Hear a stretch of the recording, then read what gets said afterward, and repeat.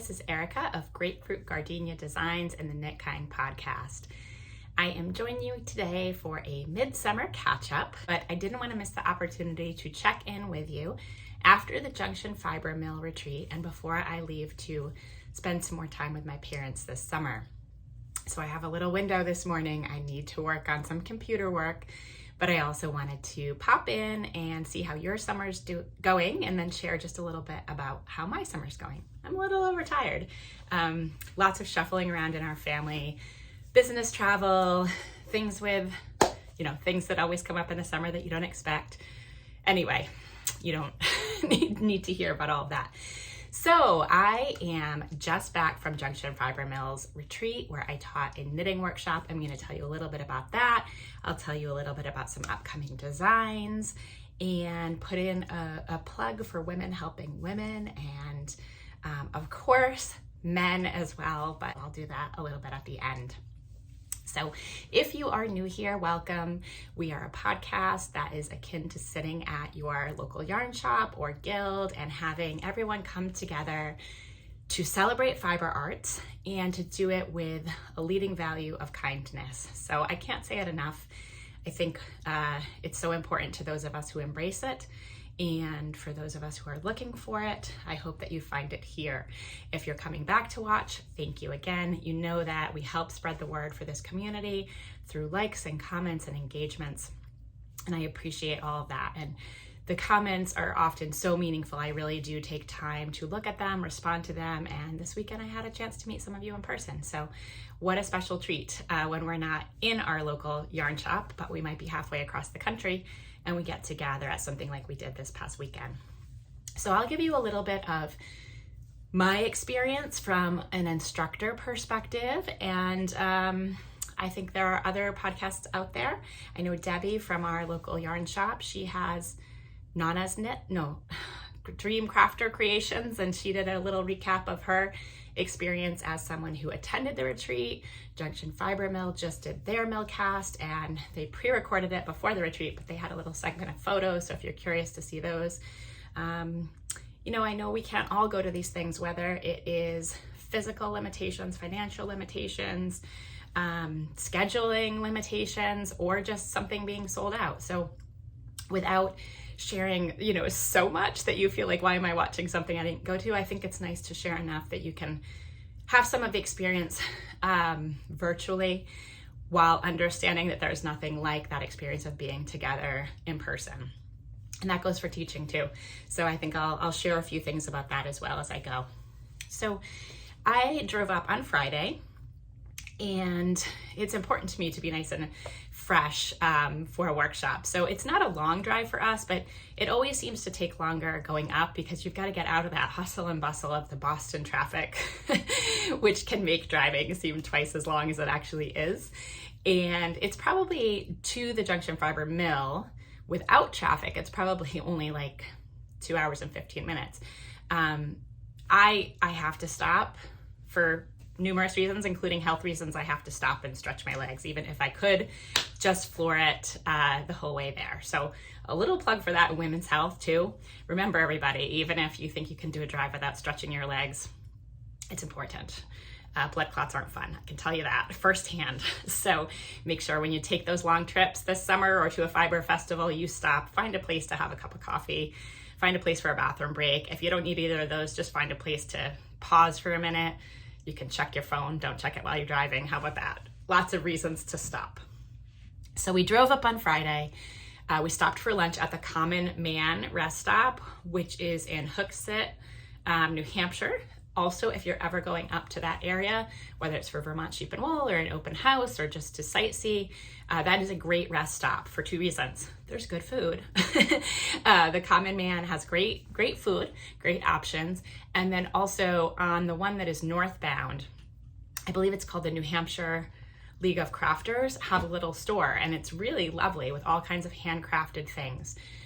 It's not on the southbound side, only on the northbound side. So don't wait until your trip home. Take a stop there, enjoy looking around, and then continue your journey northward, which is what we did. We arrived on Friday afternoon in time to kind of get settled. My friend who was driving at the same time as me, checked into the Norwich Inn, which is where all of the guests were staying for the retreat. In fact, they took over the whole the whole building except for maybe a couple of rooms. It's a historic inn of Newhart fame, I think. Debbie, I'm gonna take that from your research, but I think I have heard that elsewhere as well. And it's in a cute little spot in Norwich where you're close to things like, when it is open, the farmer's market. There's a little knitting shop, there's a bookshop, I think there's a stationery shop, a couple of restaurants, those type of things. So really quaint little area of Vermont that is a lovely place to stay. Let's see, Friday night there was a welcome dinner and toast for the attendees, and I stopped by because part of the experience for me of teaching is making that connection with people that you're going to be teaching, both for personal reasons as well as to have a class go well. So it's really nice to get to know people before you walk in to a workshop and then kind of press go and have 3 hours to do the content that you're trying to do.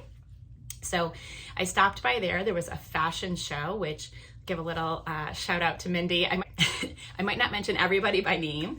I do want to respect people's privacy, and I'm not sure how comfortable everyone is with that, but the reason I'm bringing up Mindy's name is she has done some test knits for me, and it was wonderful to see her again in person at the retreat.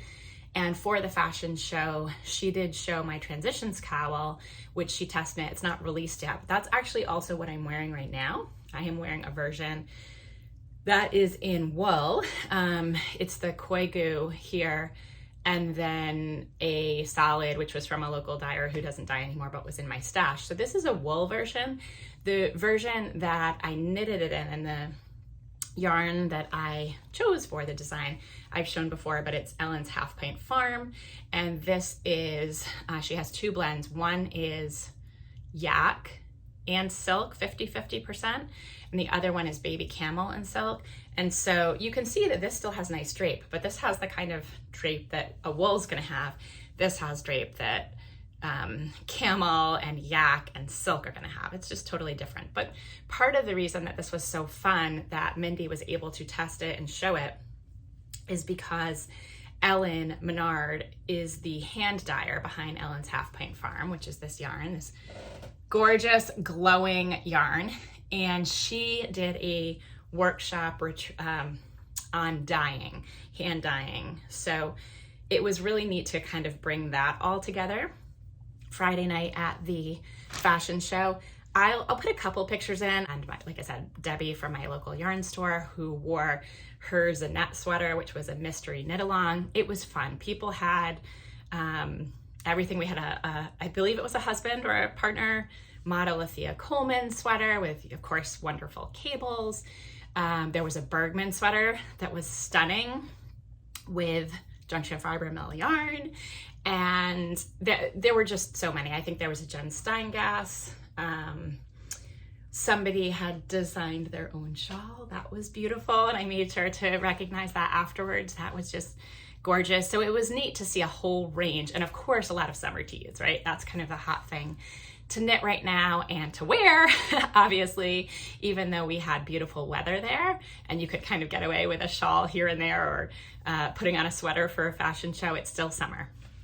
So Friday night, it was nice to get to meet everybody, to see what people have been working on. Folks were sitting around knitting, and then we all got ready for the big weekend. So Saturday morning, retreat goers all had their schedules. There were 3 groups. It was Romney, Corriedale, and Leicester. So the 3 groups were named after breeds of sheep. The group that did the knitting workshop was the Romney group. And so the Romney group started the morning with a farm tour up at Savage Heart Farm. I went over to King Arthur for breakfast. I was up early. I think it's like one of those things, you don't have to wake up early, you don't have a kid or a cat or anyone needing you, and next thing you know, you're up with the sun, right? But the nice part of that is I like to sometimes be a morning person up first. I could have slept maybe another hour, but you know, I was up, it was beautiful. So I got ready, I went to King Arthur Bakery when it opened. I got some nice, I think I had granola with like warm oat milk. It was so delicious. And of course, coffee. Any breakfast is fine if there's coffee, and it's especially if it's good coffee, but at least if it's decent coffee. So I had my breakfast. I did some knitting. I don't have it with me, but I brought for my social knitting my autumn alpine because I am at that stockinette section. So the yoke was done a long time ago, I showed you, and I just keep knitting on the body. And so that's my social knitting or my mindless knitting. And then I went over about half a mile down the road, not even half a mile down the road, to the Norwich Farmers Market. And I've, always heard this is a really nice market, so I wanted to go check it out. I think we're so blessed, and I'm sure you are in many parts of the country, but in the Northeast, we really are blessed with a lot of great farmers markets. We sort of have them proportionally as much as we have local yarn stores. I don't take any of it for granted, especially with the economy a little, more than a little, probably shaky right now. That these things could go away. So I love supporting them. I love going to them. I always have, and I'm grateful to have them. So let me tell you a little bit about the farmers market. There's live music. I did take some clips of that. That was really nice. I did take pictures of a number of vendors who I asked permission to take, so I will insert some of those here. I'm gonna tell you about just a couple really quickly. You can check them out if you're interested. One that was probably the standout for me, hard not to be, is this woman, Faith Fellows. So she is based here, it says, out of South Royalton, Vermont, which is right nearby. And she had hand embroidered tops that were just like knockout out of this world, gorgeous. I did try one on, probably lucky for my wallet, that my arm size, when we're knitting, we can knit a bigger arm than a body, but once it's sewn, you've got to pull it out and tailor it. So not that I'd be opposed to that someday in the future, but it did not, I could put it on my body, but it was a little too snug here for the rest of me. However, I'll put some pictures in, not of me in it, just of it hanging, because it's absolutely gorgeous. It is, I believe, cotton, hand woven material that's done in Guatemala. And Faith goes down there for the winter months. And then when she gets the hand woven fabric back, I think that they actually make it into the shirts for her. And then she does the hand embroidery across kind of essentially the yoke of it. She also does bags that are made out of leather, and then she does the hand embroidery on those. And just beautiful, beautiful colors, really interesting styles. The one I liked had these little tassels across the bottom. So it's kind of cropped, so you could put it like over a dress, much like the cropped sweaters, or you could put it over a longer shirt or something. Just really, really, really beautiful. So if that interests you at all, and she will alter it for you. So if you have similar issues as I do, which most of us do, where your body parts are not all the same size, some of that works okay in these styles, and other times you need a little adjustment. Anyway, those were gorgeous. There was also a booth. There was a booth with some hand knit items, and I took a picture of that, that I'll include. There was a booth with kind of like medicinal, like natural herbal medicinal teas and things like an elderberry syrup mix. So rather than buying the syrup already mixed, you buy the dried herbs. You can make your own, make it in small batches. That was really neat. A lot of beautiful pottery. I just wasn't gonna look much at that and bring it home with me, but I love gorgeous pottery. This woman Stacy, who has Empty Nest Sewing, she had some really fun things. I did buy a chopstick because I had taken all of my chopsticks out of my bag for some unknown reason. I didn't think I'd need them in summer. So I did buy a neat chopstick. I don't have who it's from in front of me, but it's farmers market. So all those kind of things, flowers, food, music, crafts, makers, just really cool. I recommend going. It is a little bit of a cluster getting in and out of the parking. So if you're there and you're gonna go early, or maybe I don't know what it's like to go later, or it does have a bus stop there on the farmers market days. So you might wanna check that out. So then after that, I headed over to the Norwich Inn, and I caught a little bit, I did my own setup, make sure we could troubleshoot any tech or any setup items. And so we were good with that. And so I went over and looked at Lynn doing her dyeing workshop a little bit. I'm a little fatigued, not just because of that, just because of everything at home. So if I have a few tongue ties, forgive me. But I went over to check out Ellen working with everybody to do the hand dyed painting, and they were using the undyed Making Tracks base. So that was neat because people could really see like how do you dye on the base that Junction Fiber Mill uses for their Making Tracks. At least that's what I was told. So if that's not correct, somebody correct me. But I think one of the participants maybe was telling me that that's what they were dyeing on top of. And we had a boxed lunch where we sat on the porch. Norwich Inn has a beautiful porch to sit on and knit and chat, socialize, or have a cocktail at the end of the day. And we had lunch out there and then my knitting workshop. So let me tell you a little bit about the workshop and how you can, you're not really gonna take it virtually, but how you can have a little taste of what we were doing, because I did post a bunch of videos and I did release the pattern that went with the workshop in the end. So what we did is a workshop on cast on and bind off techniques and decorative elements. And I'll show you what we did with that. We started with the alternating cable cast on and bind off. And for those of you familiar or not familiar with that, there are tutorials. There's two places. I have a tutorial playlist on this YouTube channel. And then I also made a dedicated playlist just for the techniques that we did in this workshop. So if you pop over there, you'll see them both. So I'm not gonna go through in great depth all of that, but I will show you just really quickly. Like the alternating cable cast on does this really nice edge that you can sometimes use if you find the tubular cast on just a little too fiddly, or you don't enjoy it, or any number of things. Alternating cable cast on is a really nice substitute. It's not hard. It just takes learning it and trying it. So we did that, and we did the alternating cable bind off. We did it a couple different ways. That's why these are marked differently. That bind off is kind of similar to a sewn bind off, or I guess, I don't know, a tubular bind off looks very polished with that tube it creates. I think that the cast on looks nearly as polished. The bind off, maybe not quite as much, but it's certainly far less fiddly than a sewn bind off. So it just gave people something else in their toolbox, and we made these little cuffs, and you know, you could wear it just as a little like knitting bracelet cuff. Which is kind of neat. But the next one, you could really wear like a bracelet, and that's what I found really fun. So the next one is this Latvian braid. And so this one shows up better in the light right now. So let me show you this one. So what we did is we did an Old Norwegian or Twisted German, or probably it has other names as well, but cast on. And that wasn't specifically because there's a reason to choose that with the Latvian braid. That was just to show another type that you might choose for different reasons.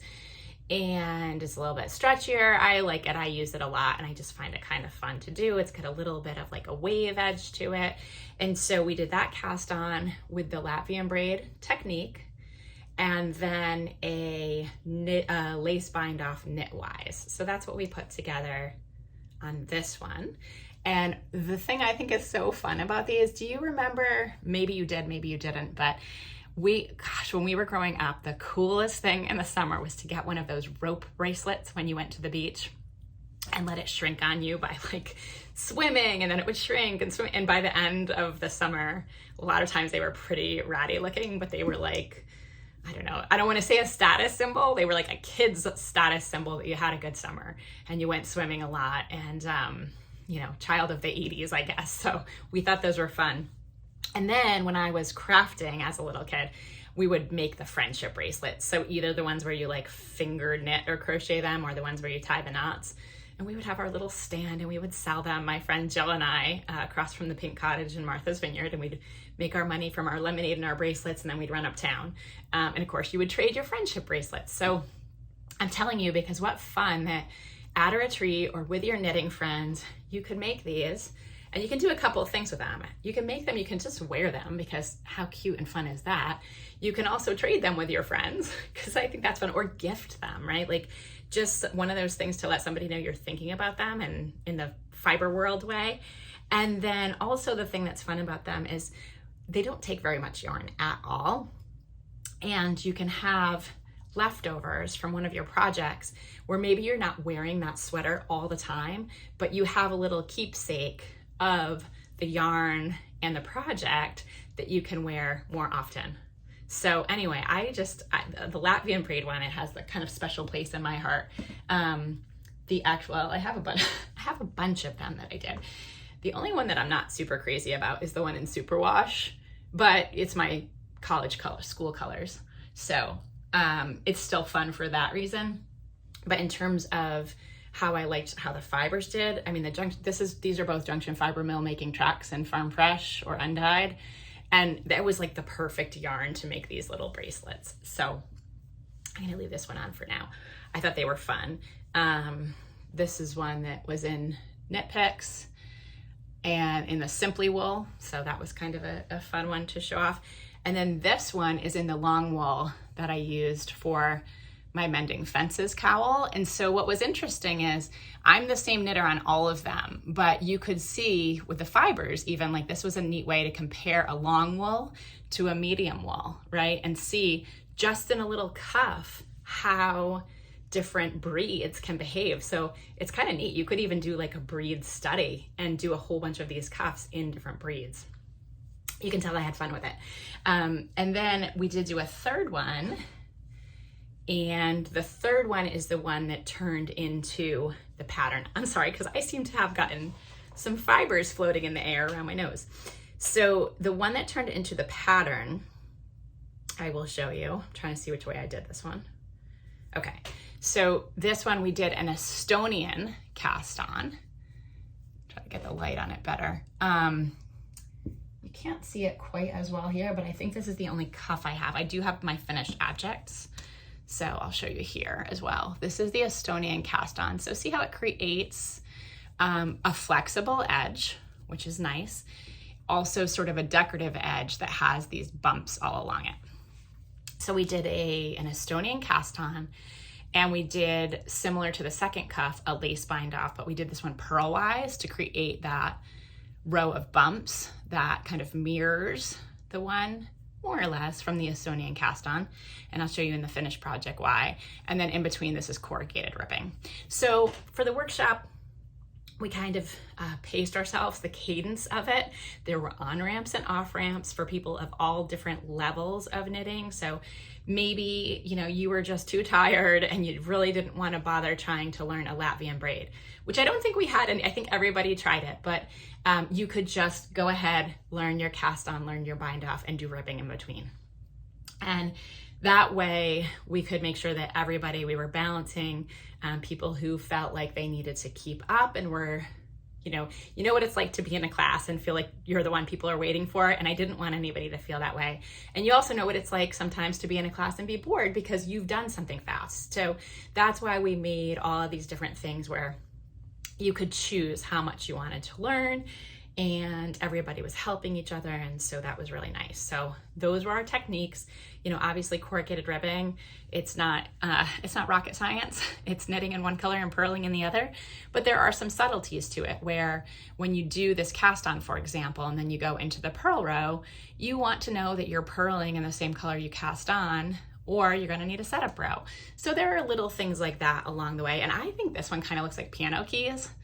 So if anybody has a piano teacher out there who is also a fiber enthusiast, that's kind of a fun one to do. Doesn't it look sort of like you're wearing piano keys? So again, just fun with techniques where you're walking out with something you can use. And then what that led into was my pattern that you can now get on Ravelry. I designed it for the workshop specifically.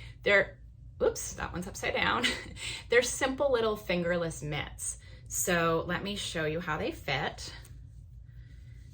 There is no gusset shaping because again, they were just designed for the workshop. But I find I don't really need that when I just yes, it's very elegant. And if you're focused only on the design and not on also a workshop, you might want to do the gusset, but they're just as functional. They are super comfy on your hands. And what I did here for people to have a little bit of a study in color as well is I inversed where I used the making tracks here in the background And this is Savage Heart Farm, natural, the natural dark yarn. This was from a few years ago now. So, you know, every year is a little bit different. And the leaf is outlined in that. This one, the brown is the background and the leaf is the color changing yarn. And so it's just kind of a neat play. And then on the palms, it's 1x1 color work. Well, the other thing that you can do with these, you can make it a little bit of a choose your own adventure. Number one, you could actually make these, I won't say reversible because that's like turning inside out, but interchangeable in terms of your patterning and what's on the inside and the outside. So if I put them on, because there's not gusset shaping, if I put them on, I could actually wear them with these on the outside and the leaves on the inside, and just switch what hands they're on. But you can also use the charts. It's charted and written, as I do with most of my patterns. And you could actually make it 1x1 color work all the way around. You could do the motif on one side and, oh, you could do the motif on both sides if you wanted to. You could do the motif on one side and just plain stockinette. You could do like stripes. You could do so many different things. You could also knit plain stockinette and duplicate stitch. So if stranded color work is just not your thing, you could just duplicate stitch the leaf on the front. And so it tells you that you can do embellishments, you can do different things. They're, you know, again, simple but fun, 4 sizes, basically teen through adult. I wear the smallest size. I have small wrists. So for me, the smallest size works, even though, I mean, my hands are longer, but that's fine. You can make them longer if you want. I suppose you can make them, there's a lot of things you could modify. Anyway, they're fun. The pattern is out on Ravelry now. And if you're watching this before the end of July, with the code Junction, you'll get, I think it's 20% off if you want to have the pattern for this through the end of July. Maybe I'll get in there and extend it, but try to get it before the end of July if you can. They're fun to have before Vermont Sheep and Wool or Rhinebeck. I mean, they're great gift knitting, right? And they're just a fun way. It will also tell you like the cast on and bind off. And as you can see here, I mentioned like, here's your row of garter. So just visually see how the Estonian cast on with this ridge of garter, this ridge of garter, and then the lace bind off purlwise all kind of go together. So it's a study, it's a workshop pattern, but it's also just a fun pattern to have. And I also worked one up. If you remember last year, I released the Tunbridge cowl and Tamarack hat before Vermont Sheep and Wool. And I did that in Snowshoe Farm alpaca, which is, this is just luxurious. It is a 50% alpaca from Vermont and 50% fine wool. I think it's a merino, but a soft wool. And this is just like, oh, so soft. If you know really nice alpaca and nice fine wool. And I think, as I mentioned when I was working with this yarn before, that the spin of it is really, really nice. That's where I have gotten the most particular, the spin of my yarn. Once you have quality fiber going in, you have to have quality fiber coming in to get quality fiber out. But I think one of the areas where I've become the most discerning is the consistency when you want consistency. I mean, I hand spin, I appreciate a good, truly artisan yarn, but I do love a nice consistent spin. So that is what we're looking at here. The Snowshoe Farm alpaca. I played around a little bit with color placement, but many things you can do. So I've gone down a rabbit hole a little bit with talking about the details of my workshop, but there is no substitute for being in person. The nice part of being in person is you can ask questions right there when you're holding things. Does this look right? Am I doing this wrong? And you can learn from each other. So in our class, we had some people who did mirrored knitting, which hopefully I'm getting that right. I think one person did everything kind of mirrored knitting and another person did some things, maybe not necessarily everything. Of course, we had English throwers and continental pickers. We had some people who did combination knitting. And so when you're sitting there, unlike when you're watching a video on YouTube, the video on YouTube can talk to you, but it can't interact with you live. And so having that and learning from each other is really, you can't replace that, right? And so we had a great time doing that and learning from each other. And thank you to everyone if you're watching this and you were in the workshop. It could not have been a better group with the positivity, the helpfulness to each other, the curiosity, asking great questions, cracking a few jokes, and you know who you are if you were doing that, right? But we had a really, really wonderful time, a great chemistry. And some of the things we started talking about toward the end, because of course, that's a full workshop. We basically got through a cuff an hour, and at the end, you could keep going after we did the Estonian cast on and the corrugated ribbing here, you could keep going with the pattern. And we did not obviously finish these in the workshop. This was to take home with you and have a special memento that went well with the Junction Fiber Mill yarns. And so we did start talking about color at both before the workshop, at other points of the weekend, and at the end of the workshop. And so I brought a few reference books with me, knowing that people might want to talk about color. I brought those the next day to the mill where the Romney group went, got their mill, did some shopping afterwards, and helped people with some different questions they had or thoughts they had about colors and contrast and how a variegated skein is going to work up. So I brought 4 books. I have a video. I'll try to look back and see which episode, but in an early episode of Knit Kind, not that we're so sophisticated now, but it was definitely a little bit even more off the cuff back then. I did share a number of these reference books that I brought with me and laid out for everyone to see. So anyway, that I got a little ahead of myself. That was Sunday. Saturday night after the workshop, which again, all these groups were in different locations. Everybody got cleaned up and the group went off to Cloudland Farm for their farm to table dinner. Had a beautiful night, an amazing meal, and people were just really enjoyed kind of relaxing and getting to know each other more. So people moved around at different seats. Some groups who came together, sat together, and then mixed it up afterwards. And I think that there were about 48 people attending the retreat, plus Junction Fiber Mill staff, plus instructors who were from all over. I mean, people were from I think the international guest was from Ireland. And then in the continental US, there were, forgive me if I forget any states, because I don't have them all memorized, but I know there were a couple people from California, Wisconsin, Pennsylvania, Connecticut, Massachusetts. But then as far south as Florida and not Oklahoma, yes, Oklahoma, Tennessee, Kentucky, I think Texas possibly, and I think I already said Minnesota, definitely Chicago area, so Illinois. I don't know. Is that it? If you attended and you're from another state, put a comment for me. I'd love to try to remember all of the states that people came from. I can't remember if there was anyone from Maine or people who had just visited Maine. There was Virginia. There were people from Virginia.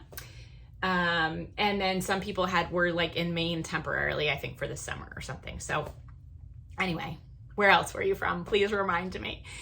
And it was so nice to get to chat with people really on a meaningful level. It wasn't like when you go to a social event and you're forced to make conversation. I mean, everyone had their stories. People came with a lot of care and emotion and community. And I think that is, Peg mentioned in her toast on Friday night, that the mill is really building community. And it is a self-selecting bunch. I mean, what you see is what you get. It's authentic. It is farm to skein yarn. So it was really fantastic. And then Sunday morning, there was the cast on party, I think it was called, for the Florence sweater, which is Junction Fiber Mill's partnership with Eleanor Mortensen, who designed the sweater that they're doing for their Rhinebeck knit along. It is in their sport weight yarn. It's beautiful. And again, a way to bring together international communities. So it's kind of nice. You have this international community, this local mill, you have domestic wool. And so, some of their making tracks line, for example, has to be sourced from the West and from the big ranches, or they would not have enough yarn to be able to sell it to you. So the small batch yarn that's their Farm Fresh line, and then the Making Tracks, which is still domestic wool. Anyway, I'm getting a little bit scattered. I wanted to make sure, I was trying to make this a shorter video, but I really wanted to make sure to share with you some of the parts of the weekend that were just special and that feel appropriate to share with you, and also to kind of keep the parts sacred for people who were there and were enjoying it and had that in-person experience where people were sharing very personal stories, experiences, things about their profession, things about their family. If you have the opportunity to go to a retreat, whatever the scale of it is, and I would encourage you to go, even if you are going and you think, I'm out of my comfort zone, I'm going alone, I'm not going with friends, am I going to meet people? Why not try? Why not? So back here, I will show you really quickly, and this is what I really have to get working on today, because charts, computer work, it's like least fun part of designing once you get into the real nitty gritty. But this is my Lifeline shawl. It is all designed in Vermont wool. It is Kingdom Fleece and Fiber Works. I wore this and took a couple candid photos kind of unexpectedly, but I was in Vermont. I had to take them. It's Vermont wool. And this is going to be released, fingers crossed, for Vermont Sheep and Wool. I have finished the sample. I have finished the pattern. Like I said, I have to go in and do some magic with charts. And thank you to Annie, who tech edits my patterns. We think that we just cracked a code for how to make one chart work that didn't really want to cooperate. And so that is what I have to do later today.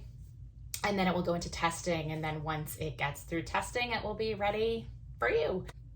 And I have been swatching like crazy the last few days a new yoke sweater design. Part of the reason is over the last couple of years, I've squirreled away different pictures. There's a very specific inspiration that I'm using for this. And it's one of those ones I want to get right. And if I don't get it right, I won't continue. I'm on my 5th swatch. I think at least this chunk of it I'm happy with. And so if I can get it right, that will be the next sweater that I design. I'll tell you more about it if it goes well. I won't if it doesn't, or maybe I will, but it'll be a different conversation. And it might be one where I end up doing a couple of different designs that are all sort of in the same family of inspiration. So I'll share more about that later. Doing a quick take 2 on my final message of the day, which is about women in activism. I was inspired by many of you this weekend and people around Vermont in general to continue to participate in our country and trying to save our democracy. It's been hard. It has been stressful. It's just overwhelming for a lot of people. But I wanted to take a minute and celebrate the things that people are doing. And you know who you are if we spoke this weekend or in general. And so I just wanted to thank everyone, encourage you to keep going, celebrate the history of women in activism in our country.